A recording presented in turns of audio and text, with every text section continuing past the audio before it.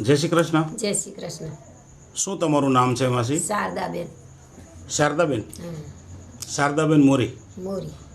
દર્શક મિત્રો, અત્યારે અમે વડોદરા જિલ્લાનું પાદરા તાલુકાનું રણુ ગામ છે, તો અહીંયા એક માસીની વિડીયો ક્લિપિંગ લેવા આવ્યા છીએ અમે. શારદાબેન મોરી એમનું નામ છે.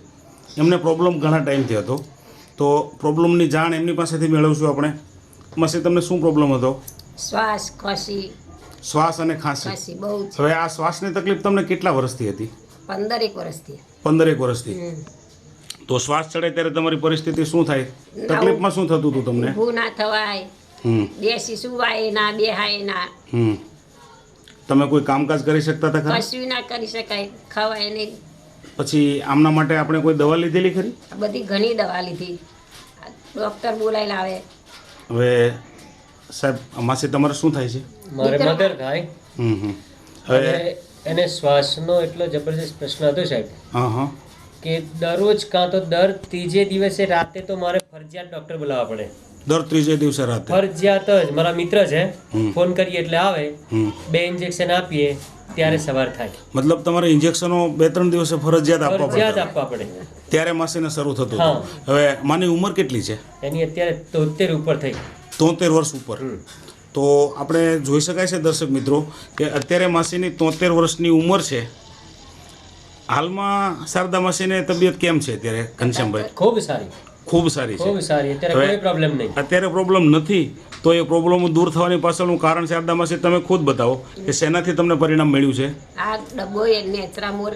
નેચરામોર. હા. બરાબર. હવે આ નેચરામોર માસી તમને મળ્યો છે કોના માધ્યમથી? આ મારા દીકરાલા એક સાહેબ મળ્યા છે. ઘનશ્યામભાઈ, આ માહિતી તમને મળેલી હતી ને? નેચરામોરની માહિતી.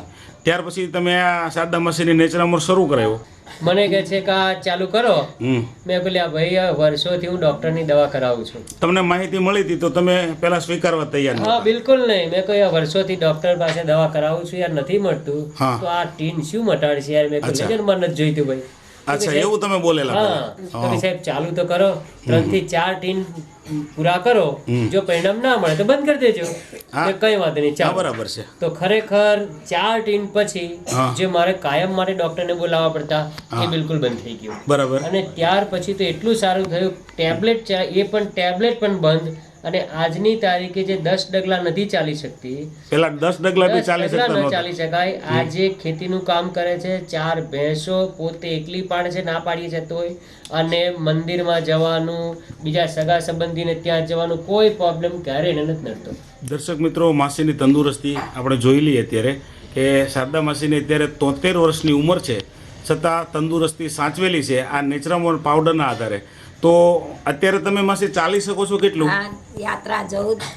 યાત્રાએ જાવ છો? હા, 36 કિલોમીટર ચાલીને 2-3 વર્ષથી જવું. 36 કિલોમીટર. દર્શક મિત્રો, ખુશ થવા જેવી બાબત છે કે ઘણા બધા વડીલો આવી તકલીફોથી પીડાતા હશે. તો આ તકલીફમાં શારદા માસી અત્યારે છેલ્લા 3 વર્ષથી 36 કિલોમીટરની યાત્રા કરે છે, છતાં કોઈ પ્રોબ્લેમ નથી. હવે તમે યાત્રા કરેલી કયા ગામથી કયા ગામ સુધી? ભાયલીથી ફાજલપુર. કયું ગામ? ભાયલીથી ફાજલપુર. ભાયલીથી ફાજલપુર. હા. પછી અમરદાડે મેં, પછી સારસાથી બાલકુવેર, કાસુર. બરાબર. આ તમામ યાત્રા તમે ચાલીને કરેલી છે? ચાલીને જવું. બરાબર છે. તો તમે માસી આવું વિચારેલું ખરું કે તમારી તબિયત પાછી આવી થઈ જશે, એવું તમે વિચારેલું ખરું ક્યારે? તું બાપા છોકરાને નાચ કરી દીધું તો કાવ મને મટે જ નહીં. આવું તમે વિચારેલું પહેલા? તમે મતલબ હિંમત હારી ગયા હતા? હા, હારી જ ગયા હતા. ઊભું ના થવાય, ચલાય નહીં, ખવાય નહીં, કશું નહોતું થતું, ખવાતું બી નહોતું, ચલાતું નહોતું. અત્યારે તમે 4 ભેંસોનું કામ કરો છો અને 36 કિલોમીટરની યાત્રા ચાલીને તમે કરો છો. બરાબર. તમારા સગાવાલા તમને જોઈને શું કહે છે? અરે મારા સગાવાલા ગામના આડોશી પાડશે કે તમે કઈથી દવા લાયા તે આવું તમને પૂછે છે? આવું પૂછે છે. ખરેખર આ કેસમાં એક પ્રેરણાદાયક કેસ છે. તો ઘણા બધા વડીલો આ તમારા જેવી તકલીફોથી પીડાતા હશે. તો એમાં મોરીભાઈ તમારું કહેવાનું શું થાય છે? હું તો એમને કહું છું કે ભાઈ, આ એક શ્રેષ્ઠ પ્રકારની આયુર્વેદિક પ્રોડક્ટ છે. એ લેવાથી સાઈડ ઇફેક્ટ તો નથી જ, સાથે સાથે એક ચમત્કારિક એવી બાબત છે જેનાથી ડોક્ટરોએ હાથ ધોઈ નાખ્યા હોય. ડોક્ટરો જેને ન મટાડી શકે એના માટે આ શ્રેષ્ઠ ઈલાજ છે. ખરેખર ખરેખર આ નેચરામોર નિયમિત લેવો જોઈએ. બરાબર છે. તો તમે બંને જે માહિતી આપી છે તે બદલ તમારો ખૂબ ખૂબ ધન્યવાદ.